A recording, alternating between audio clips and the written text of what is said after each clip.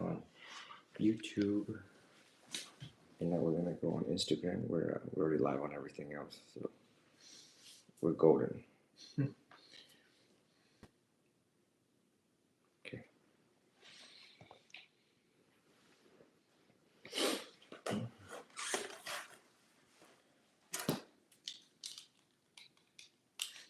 No, I'm still working on my book.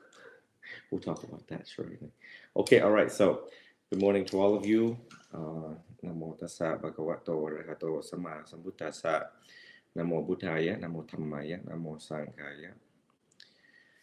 So, good morning to all of you on this beautiful Saturday.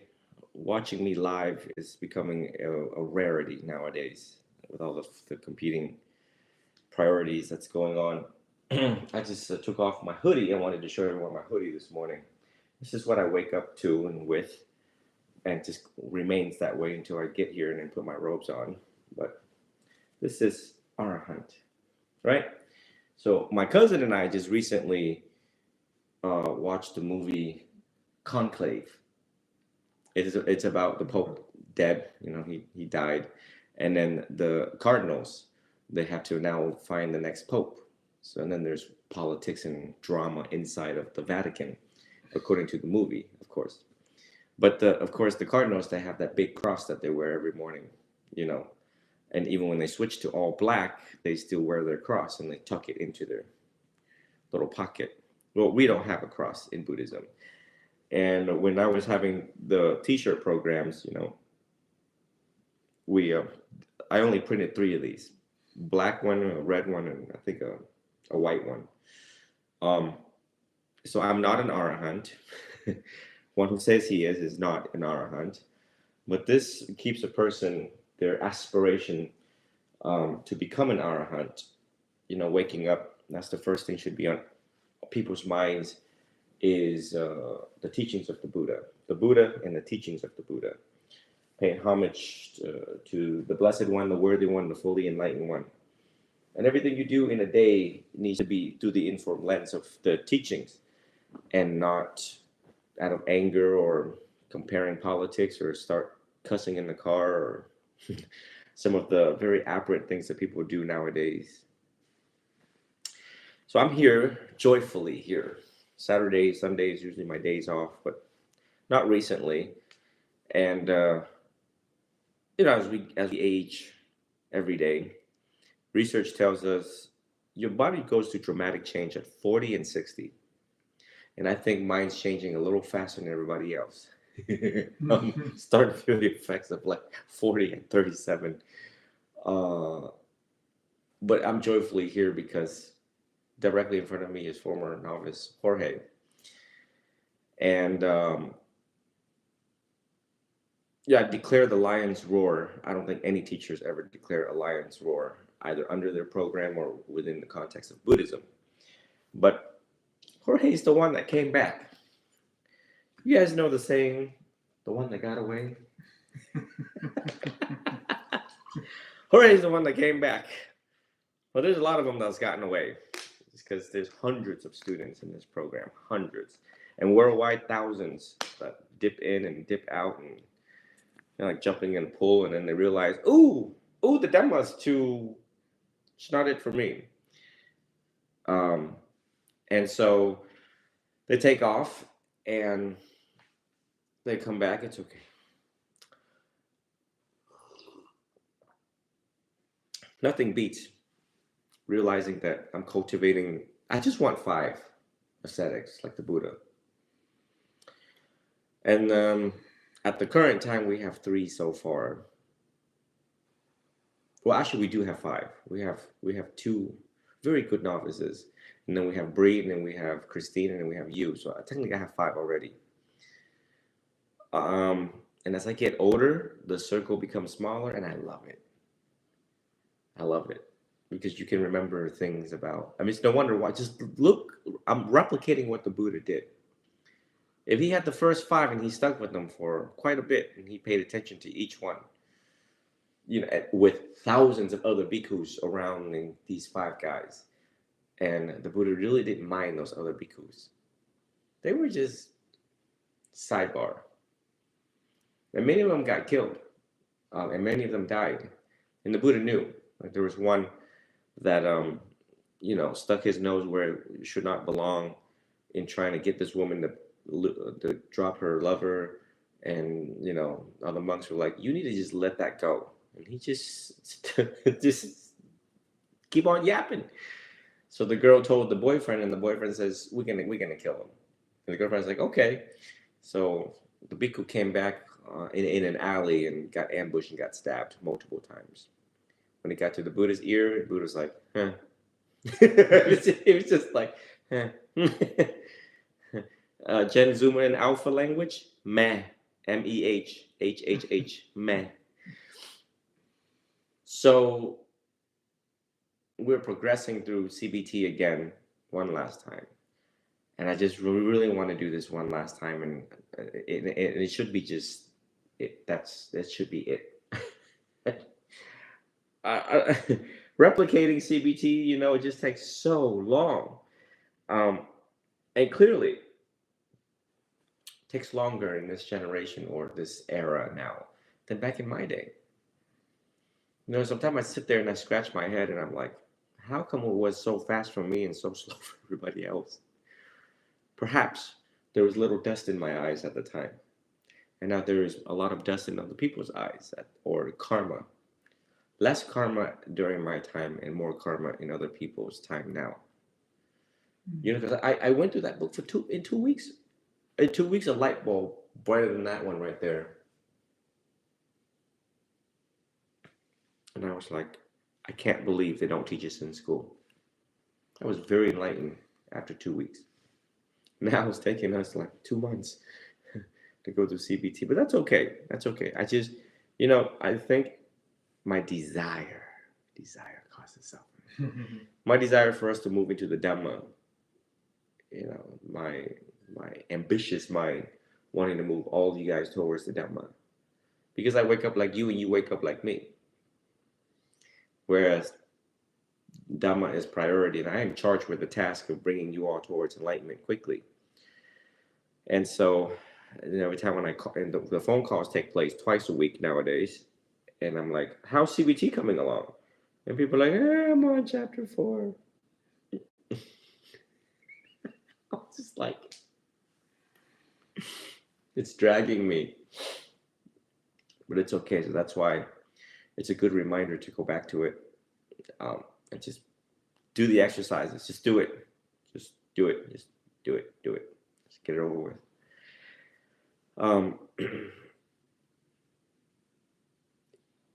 Christine and Bree have contributed significant amount of money towards Rinpoche's arrival, anticipated arrival in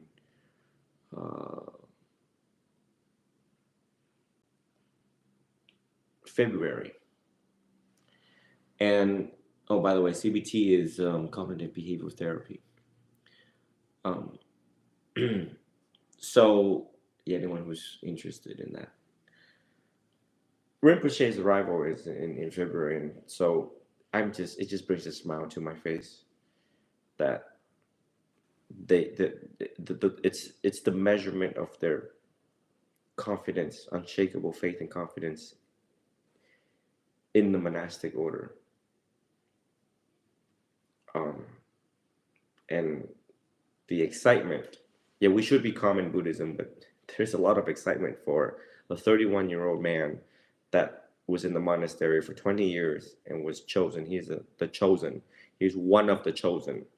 There's multiple chosen humans around the world, and he's one of them, perhaps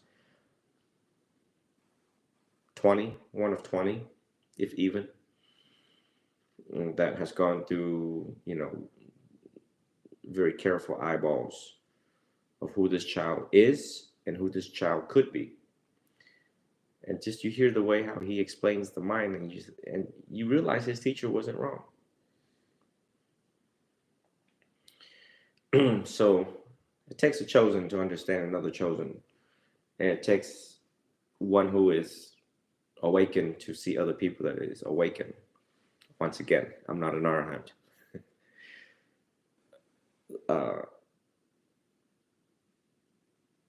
But these are American students born and raised in the West, and then you, Puerto Rican, especially Puerto Ricans. Driving here, I reflected my first partner was Puerto Rican,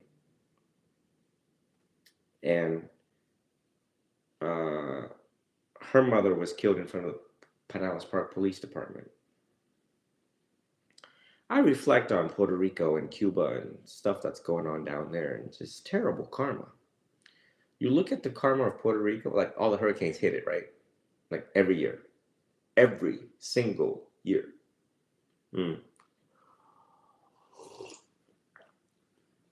Yeah, I love Puerto Ricans, by the way. That's why my first partner was Puerto Rican. They got it going on. Whatever's going on, they got it going on. I was young. I had a lot of fun. But you look at the individuals of Puerto Ricans and you just analyze how they live their life. And it's like, you know, more incline and gravitate towards pleasure. So, I mean, everyone inclined towards pleasure. I'm not targeting Puerto Ricans on this beautiful Saturday. I'm just saying that I didn't come across a Puerto Rican yet that, except Jorge, he's sitting right here, that gave more and took less, or volunteered, or just did something useful in their life in society that was impressive, that was different, worthy of difference. So then when you take samples of the population and you look at the entire country, it kind of represents kind of like a majority. You know, I hope everyone understands I'm not trying to judge here. I'm not trying to judge here. But then you're like, well, yeah, that's why these karma things happen to you guys. Because, I mean, look at what you guys are doing. You're listening to music, you're shaking your butt, you're just out there with your body and entertainment. And it's like, you didn't keep the precept. So who are you going to blame? You know? And I just feel bad. And I hope to bring the Dhamma to Puerto Rico and spend some time there and all of the Latin American countries. I do have a thing for Latin America. Their culture, their food, very family oriented. Asian and Latinos, very family oriented. There's a lot of commonalities too. But Asians also don't exempt from entertainment in the things that we do and attachment to things. But so it's a good thing to see a representative from Puerto Rico being here, which is you. And the person who also donated a lot of CBT book was what's his name in Puerto Rico? Not Juan. It wasn't Juan. It was. See, I'm getting older. But he donated for like 10 books, CBT books.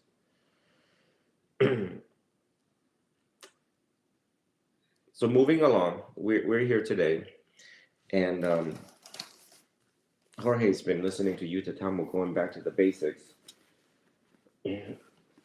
My hope for Jorge is one day I'm going to be giving him this.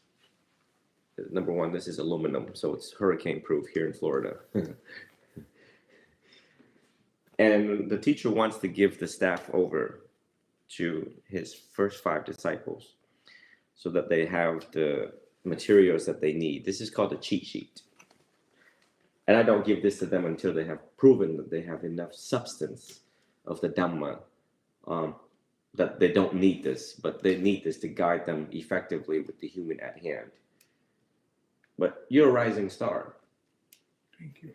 You should know that. I think that each day a lot of us wake up and we kind of beat ourselves up, you know, for the things that we lack or did not do or could do, still haven't done or something like that. But through my observations of you, notwithstanding the fact that you giving only makes up 10% of my impression of you. But the perpetuation of the Dhamma in your mind, that's what's impressive. You know, that's what's impressive. That's why when you were in my room, when people who come in my room, they're like, they see Buddhas everywhere and stuff like that. It's because we live it, we breathe it, it's in our air. It's an armor before we walk out the door, realizing that it's what protects us, and through the informed lens that we see things. We can see things that people cannot see. And we know what not to do and restrain ourselves and to remain quiet when things are happening the way that it happens and how it happens and who it happens to. We just realize that a Jen child wouldn't respond this way. And we don't respond this way. We just keep our mouth shut, just look the other way. But, I hope that, like I spoke, Jorge calls me often on the phone and texts me often on the phone. And again, the goal here is one day you will have your own lion's roar. And as I walk in and pay respect to the Buddha behind me, we spoke about Mahamoggallana special powers. But I'll tell you this about my special powers. Number one, I don't have like that kind of special power, so don't think I can levitate. But the ability to see through people's bullshit's one of them.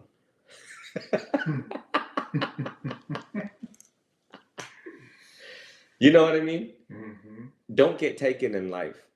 There's so many humans out there, and it's just like, Karen, I can see through your BS right now. Who are you fooling? Who are you kidding?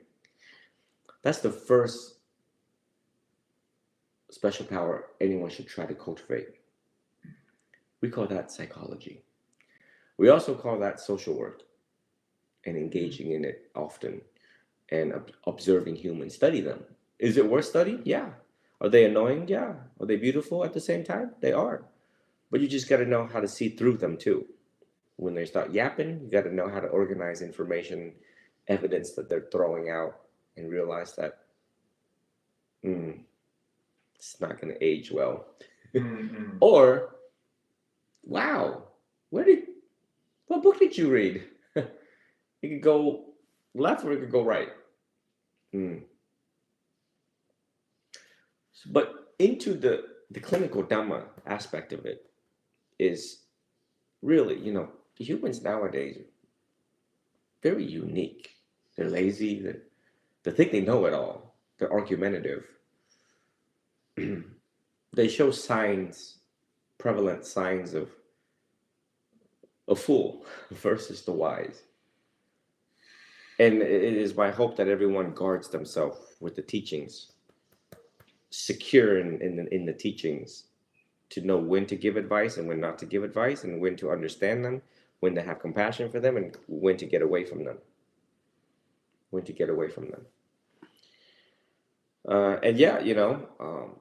And the richness in the stories is that when reality is this sad and not, it's just, I've had doctors that are moving to Portugal soon because they're not having it with this political stuff in America. As a Buddhist, I'm just like, what's happening? Focus back on the Dhamma. And there are many books that I'm going to be giving to you, very rare. It's called the Private Collection. Ajahn Sona just spoke about his private collection with Ajahn Nisabo and another Ajahn from the Clear Mountain Monastery.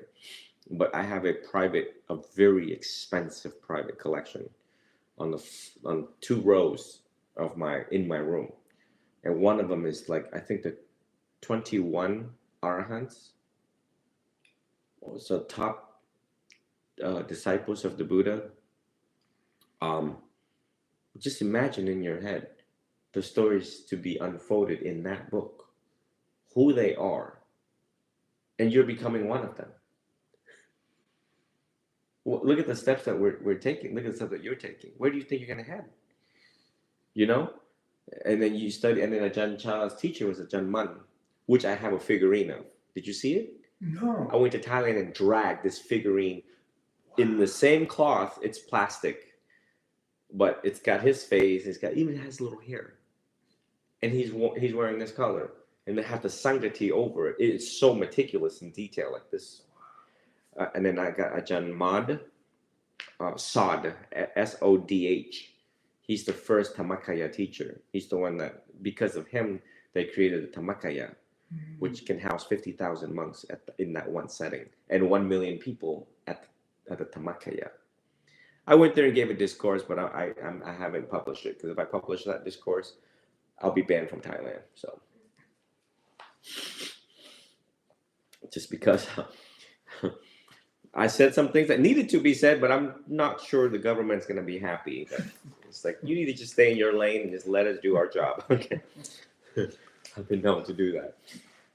But so they have these figurines for you to sit and look at. You've seen the Buddha here already, but to see arahants here and realizing that I can be them because they were like me.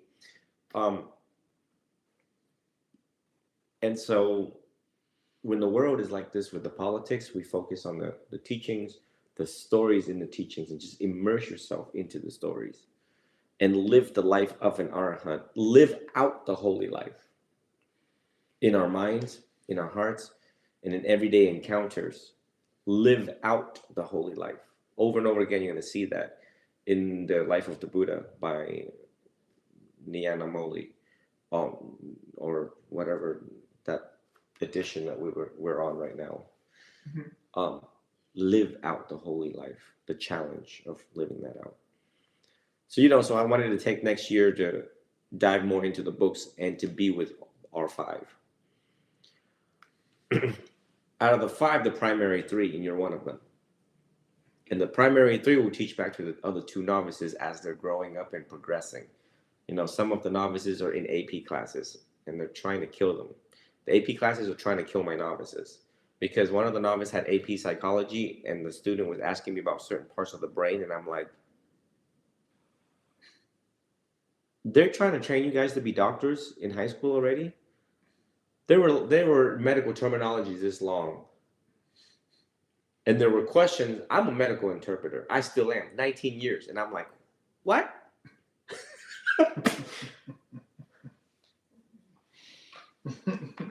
You have a guy that sits for 23 years in meditation, 19 years of clinical work, and some of these high schools are telling me things that they're studying and they're taking tests for it. I'm like, huh?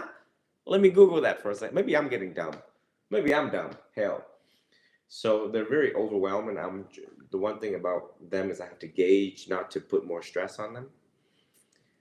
And the time that I ordained them was perfect because I'm like, do you have any homework? No? Turn on your camera and start making videos for me right now.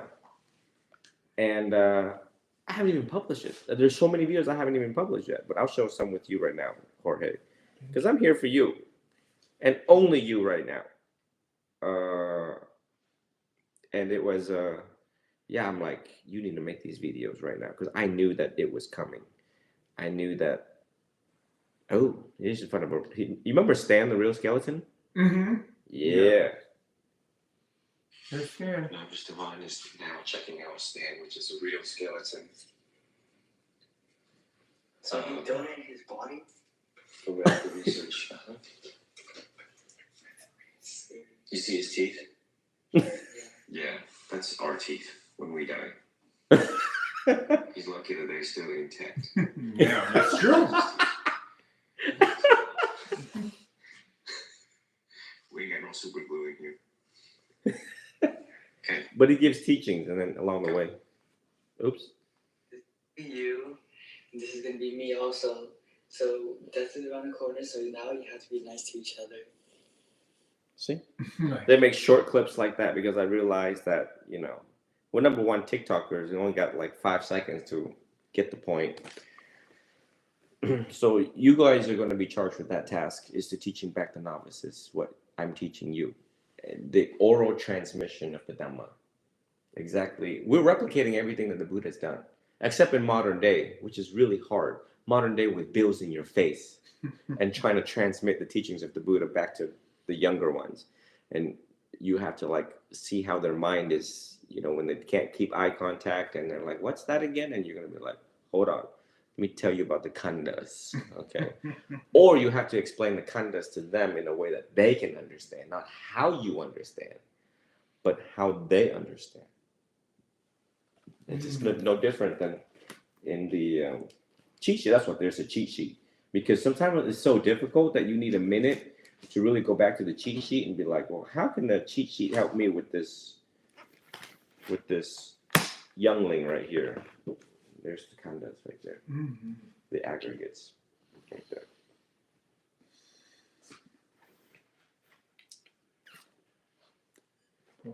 Perception, mental formation, and consciousness. So it's just no different than this cup. Using this cup as the khandas. And it's like, why do you think it's a cup? What makes this a cup? And most of the time, by teaching is by asking questions. You ask the questions, and that's how you know where they're coming from, or what they understand, how they construct this to be a cup. How do you construct this to be a cup? And if I pour this water out and put wine in there, what makes it wine? And why do you like it? Because it's wine, right? So do you see the khandas there? How where it's going with the glass of wine. Sensation, then you have identification. Right, because you tasted it before, and society taught you that this is a cup, so now you're constructing it in your mind, now you're labeling it as that, right? Then now you have to know how to deconstruct the khandas in their mind, and it's like, okay, it's just glass. This is just blown up glass in this shape, and then you called it a glass, a cup. Okay, it's just a piece of glass to me. So you have to help them deconstruct, and you also have to deconstruct yourself and everything you see. You know, like in here, all I see is Chinese drywall, and then we call this a room because there's 4 corners with a door, so you call it a room. That's the best way to explain it. So whatever Yuta Tamo says, you need to make it more simple than Yuta Tamo. Got it. Yes.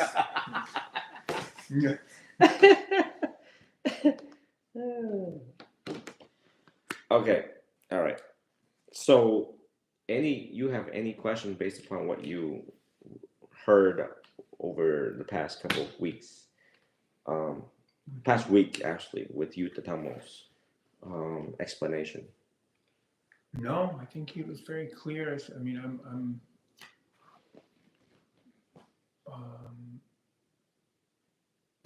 no, pretty much everything that he says sits with me, and sits with me for a while.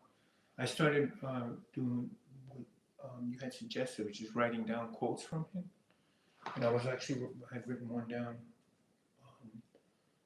where he says that, and this is one that would help me. Is he says, logic can be wrong. Logic is logical. It doesn't mean that it's in line with reality, with ultimate reality, which is what we're dealing with, seeing the true nature of phenomena. So I thought that was very, very deep and profound, very rich, and I want to break that down as well for most, because I know a lot of people that's what they work off. Kind of like when I told Jennifer, I go, it's like, it can't just make sense in your head, the CBT. I said you have to apply what you're learning in your everyday experience throughout the mental challenges and so forth that you're going through daily, moment by moment. Right. I said the logic thing, when Rinpoche gets here, the amount of speech and debate that he has to do in the Vajrayana tradition, because that's what they're doing. They're diving into the logics. Right. Which is another, mind trickery. And did I tell you yesterday about how some of these lawyers and doctors that I work with, and there's they're really good at what they do, but when it comes to spirituality, they don't know who they are. Yeah, I like it. I just like looking at it because it's got that design down there. It's like a lotus. It's like a lotus. More Dhamma. Yeah. Remember, I think I told you that on the phone, right? How doctors and lawyers, they don't know who they are. Yes. Yeah. And even judges, they just don't know who they are. You ever sit with doctors, lawyers, judges, engineers? They're very logical, right? They have to be in order to know their stuff. And then if you ever get to know them on a very personal level, like I do, it's just like, wow. They are kilometers away from knowing who they are and why they do what they do. So, of which I thought different when I was younger. And I'm like, wow, these are some of the highest caliber in society of people. And I figured these were like the most enlightening you're going to ever find and be with and encounter. And indeed, it will be very enlightening academically and on the subject that they're expert of. But when it comes to spirituality, shake your head left and right. Right. Yeah. So yes, the Dhamma has to be lived. It has to be lived out. It has to be lived out every single day. So is CBT. It's like, uh, now I'm going to go there with some of the therapists that I work with. And I'm like, you have no idea who you are. Mm. You're really good at explaining this CBT stuff to me. And it's like, I also get it logically, but, you know, I think that's one of the defeats of the mind is logic. Sit there and ask why forever in their head, or how does it work, or instead of just doing it. So I think that's one of the important thing about walking with the teacher is that we don't really let your mind think a little too much. We just tell you to just do it. Just do, no different than novices in the monastery. You know, they wake up and the teacher's like, "Go sweep." They're like, "I've been sweeping for years." And what lesson have you learned? Mm. Because the enlightenment lies in sweeping. Mm. Matter of fact, I was going to have Alex take a video of me sweeping out on the beach. I was going to take a broom that is wooden, like the little straws, and stand at the beach and start sweeping. Can you imagine people on TikTok watching me, a monk, sweeping on the beach? What the hell? What's going on? But they don't get it. And I've said that so many times, and I think everyone just kind of really didn't want to. I don't know. I just don't know. No one ever came back and said, can you screen me whether I'm enlightened or not? Because I did what you told us to do. You told us to go out and buy a $5 broom and start sweeping. Mm. And who did that? And for real, enlightenment lies in sweeping. That's it. You don't even have to read any of these and just go out and sweep and just pay attention to sweeping. Then you realize, oh my God, that's what enlightenment is. Why did you think I stared at this and you thought there was something in there? That's perception. Well, I was fully enlightened with the cup. It's no different than sweeping. You need to watch where you're sweeping. And I was just looking at the lotus underneath this thing, and I was just like, that's really pretty. I'm really in the moment with this right now, until Jorge said something. The simplicity of doing, practicing. So yeah, so I would be with a Jan Sidon, and I love being at some of these monasteries where they sweep. As we are visiting monks and supervising monks, we walk through, and all you hear is the scraping of the sweeping. And then, of course, there's dust and there's leaves compiled together. And you just sit back as a teacher and you just watch these novices sweep. And if you're skillful enough, you start zooming in on the way how they sweep. And you look at their eyes and how fully concentrated they are with the floor. And that's when we realize that right now they're experiencing nirvana. That's it. This is the most peaceful, joyful, happiest thing. Now, for the ones that says, I've been sweeping for years, I don't get it. Because you didn't accept. Mm-hmm. At the moment of sweeping, you didn't like it. You didn't want it. You didn't want to do it because there was the want in it. So there was suffering. So you can't tap into enlightenment when there's a want in the act of doing. Oh, but it was by and through acceptance that you realize I'm studying, I'm learning. The teacher said, trust the teacher, trust the process. And if you did that, you would have known what enlightenment is. And as a matter of fact, because you did that, you could actually supersede the teacher that told you what to do because you got into enlightenment and he didn't. Mm. So if you got anything out of today, it's about practicality and logic. One who thinks about sweeping and don't sweep. Mm. One who thinks about the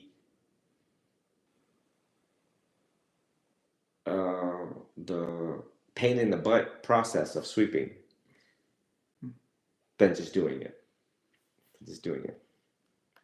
So tell me some examples of actions or activities that you make in this house that brings you peace. I do a lot of sweeping. So when you said the analogy about the broom, I definitely can relate to that because that's something that for some reason when you said it, I visualized it very, very profound, and it actually made me gave me like an insight as to maybe a previous life, like something like that sound does familiar. Like I do. There's something familiar about that. The sweeping of those bristles hitting. Right. I know that it's satisfying. Yeah, well, it's something that I'm very familiar with, and I guess Washing the dishes, yeah. from and through washing the dishes. Yeah, so Yeah. I wash dishes. I do my daily meditation here. The thing, and pretty much just anything that I'm doing, I'm all 100% there. That's why I used to do things very quickly, like just to get it done. Then I was like, wait, that's silly. And I took a lot of things that you said. Was like, have you ever heard of anything being done in a good fashion, quality that was fast? I remember when you said that, and I was like, so anytime that I engage in something and I'm going too fast, I say, oh well, the teacher said, well, let me not go so fast. Let me slow down. And I found that I cultivated a skillfulness of doing things and being 100% there, and it's better quality. So not only did my livelihood be enhanced and progress and benefit from this newly found mindfulness of doing anything. So basically, washing dishes is a great one. That was one that I had Viva Batanga for. Like I don't want to do it. Getting things that you don't want. Right. So I pretty much just told myself with anything and a desire. This is one of those instances where desire kind of like has a fickle attachment to it, because it was like the only reason why I opened my mind to do different things was buying through a girl that I was dating previously. Not to impress her, but rather to kind of stop myself and say, all right, what is it about these things that this girl likes? I need to find her in these things. And I remember reading that in a previous teaching where one of the novices, the teacher said to him, well, I want to find you in these things that you're doing. Mm. So I will find novice Lee, let's say, in these things that he's already into. And by and through those things, I realized, and she was able to teach him appropriately in that instance of the story. But then by watching her, I said, you know what? I can do anything so long as I put my mind to it, meaning that, like, so long as I disown, dislike, and I just leave my mind open to what's about to happen, guess what? Every single adventure I've ever lived from that point has been nothing but gravy, depending obviously on the decisions that you make. If you make unwholesome decisions, we obviously know what comes there. If you make wholesome kamafala, you know that your effects are going to be, fruits are going to be much in line with what you're doing. Mm. And so that's how I opened my mind. So pretty much anything. I know people say I can do anything, but it's not about doing anything. It's about, can you do anything well? And just as I learned today, in addition to, I had already previous information that I had learned from other teachers with regard to what he said. The mind can only focus on one thing at a time.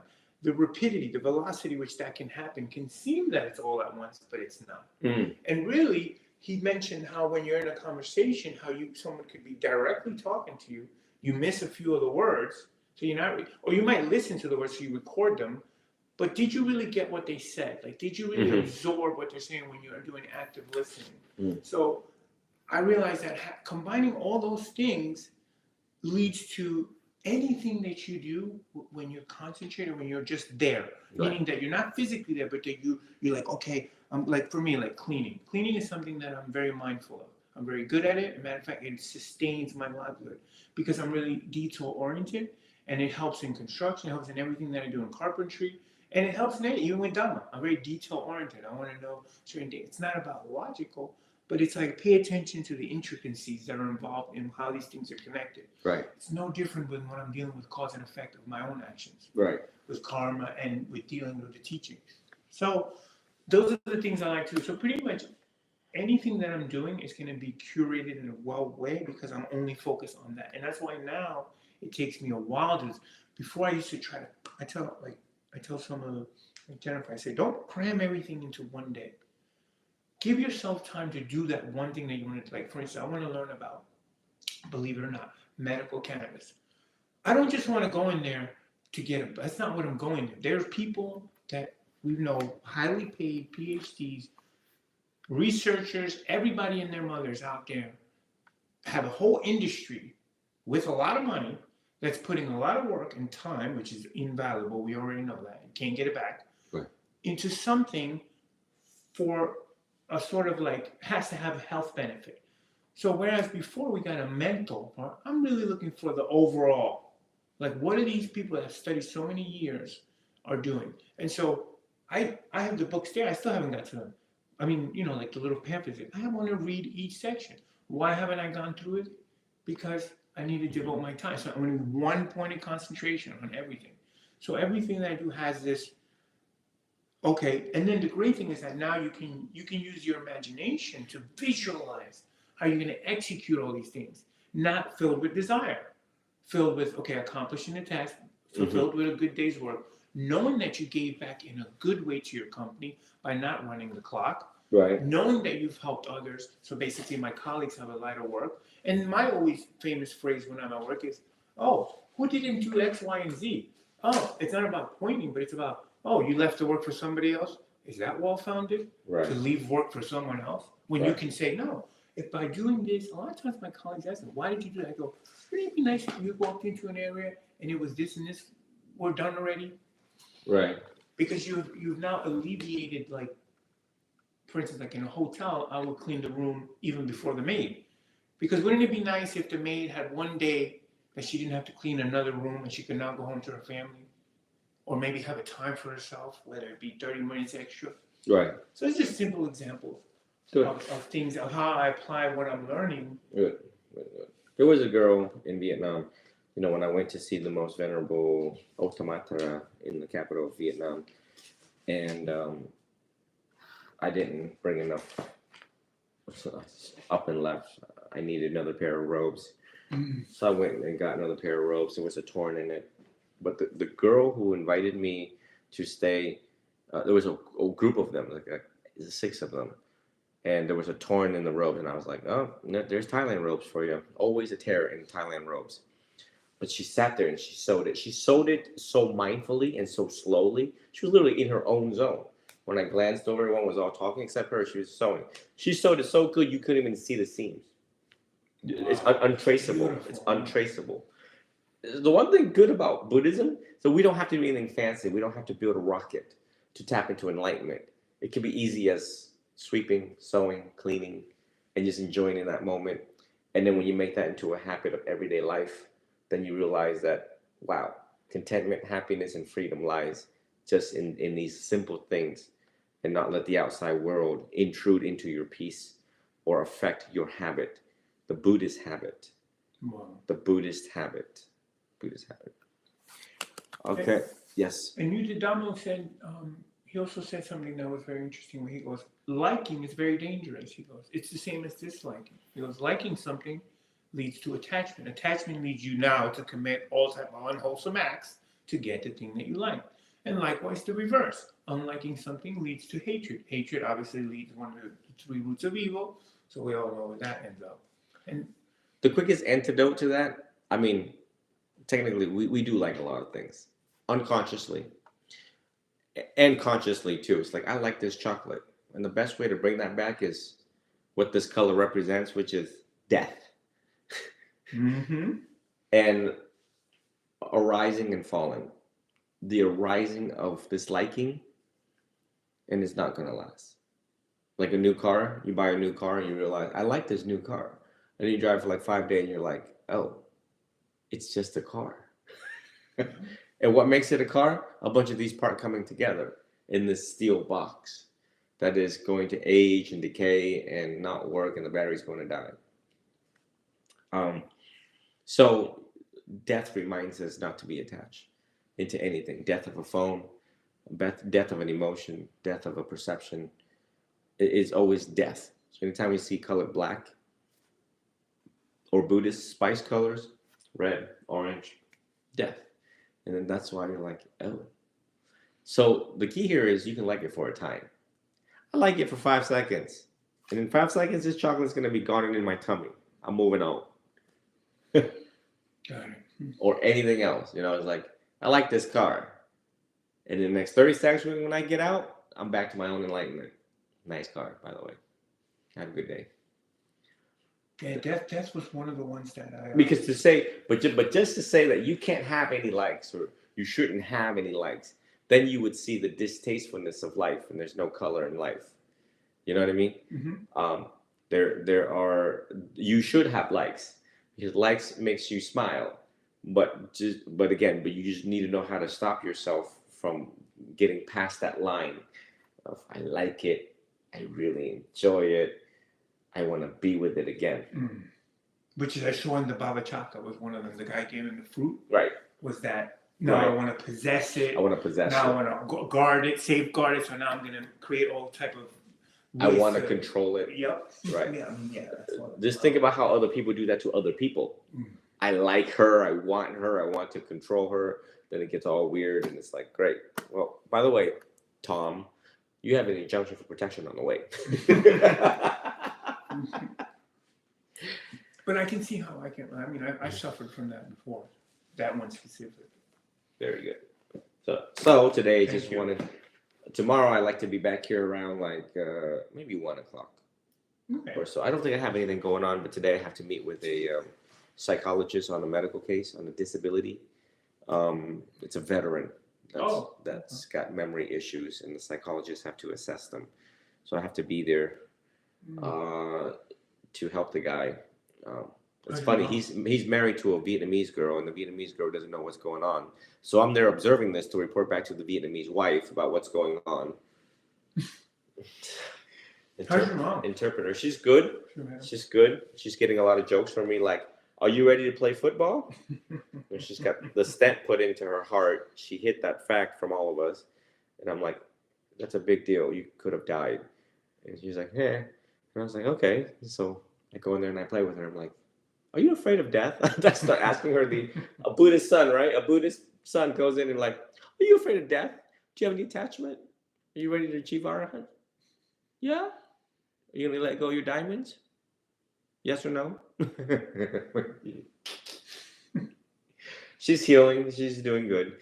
Thank you to the advancements of medicine and the Fellowship American College of Surgeons. This is the best time to get surgeries because everything is minimally invasive. So I'd like to thank everyone across all social media platforms for wishing her well-being and so concerned. Even though the picture I chose of us smiling, everyone was just like, "Ooh, we should really figure out what's happening over there right now." Now, if I ever post pictures and you don't see me smile or the person on the bed not smiling, that means they're going to reach nirvana very soon. That means they're going to have a date with the Buddha lunchtime very soon. They're on the way. They're on the way. Anicca Sankara. That's right. What can you do besides laugh about it? In the moment of death, you just need to just let go. Everything. Quickly. Cling to nothing. Cling to nothing. Just let go. And well, yeah.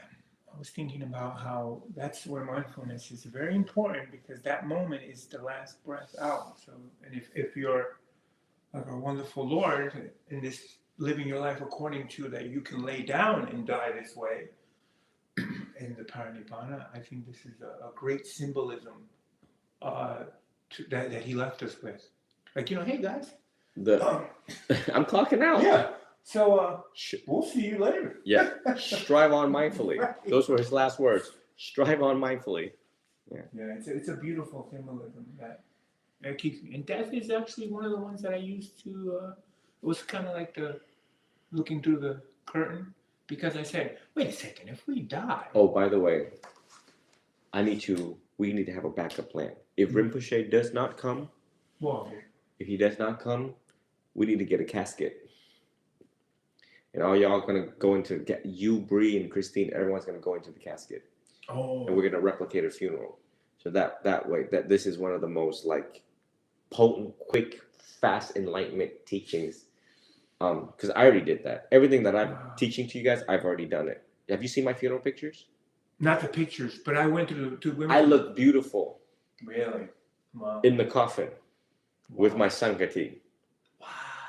Beautiful. And then I gave a teaching while I'm in it. And the funeral director was sitting there and he's like, he comes and he looks at me. He's like, well, number one, first of all, you're the first one I put in here upright. The second thing is everything you're saying is true. And number three, what you just said was how you live usually determine the way how you die. And I've been doing this for 45 years and I can tell you you're right. Yes, so much. Thank you. Yeah. I haven't published it because Vietnam would like... What do you mean? This is our practice, but Vietnam's got a cultural thing about coffins and real humans inside of... Relax, dude. Relax. But If I need to discuss with Bree and all them, just in case, we need to always have backup plans. But that's one thing right there for you all to realize. Detachment is I put you in a coffin, and then you guys will be like, oh my God, this is what it feels like. Wow. And it's actually very comfortable. But when we lower you down, there's a little thingy that you turn at the thingy, you get lowered into the coffin. You're on the coffin, but your body's being lowered inside of the coffin. That's when you realize, time's up, bud. And even though you're breathing, your mind thinks that I'm going to die. It's an amazing experience. It's kind of like skydiving. You realize that teacher's like, one, well, I mean, then they pushed you out, but then you realize, okay, I'm falling to my death. I did that twice in 1 hour with Luke. Wow. I jumped out of a plane. I realized that I still had attachment. I'm like, okay, well, now I know I still have attachment. You know, the parachute didn't come out right away. And then there was holes in the parachute. I didn't know about the holes because it's naturally there. But then the instructor cocked his leg back and we're spinning. And I'm like, oh my God, I am that 1 out of 500 that will fall to my death that I see on TV. Great. That's right. Well, eat lunch with the Buddha soon. Yeah. Well, I'll see you soon. Okay. So anyways, I'd like to conclude because I have to head towards Bryan Dairy Road, and that's quite far from here. It's 40 minutes from at least with traffic. So I'm gonna deactivate everything, and again, it's rare to see me live nowadays. Please reflect on the teachings, everything I'm teaching you all, and we need to move towards meditation too. I wanted to give a guided meditation today, but since I had a little bit to talk about, maybe tomorrow we do some guided meditation with Alex. Alex need to meditate too, because he's only been here for a year, and he told me some things about family life, and it's just healthy for him to start practicing meditation. Even though he's already, he does 20 minutes of mindfulness of the breath every night. Wow. But I don't think it's through the informed lens of Buddhist. It's through the informed lens of science and not Buddhism. But hopefully he gets some more information about it. So that way he's like, got it. Okay. Thank you all for joining. Till the next time. Take care. Thank you. Thank you, Master.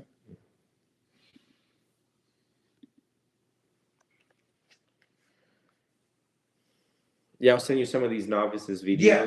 Yeah, they are adorable. They're just adorable. Because you were in their shoes, so you know. Yes. Except, they're just a little bit more clueless. So they're just like, huh? Just do it. Yeah. I don't give them a chance to be logical. Yeah, but see, and that's the thing is that you have to, when you're dealing with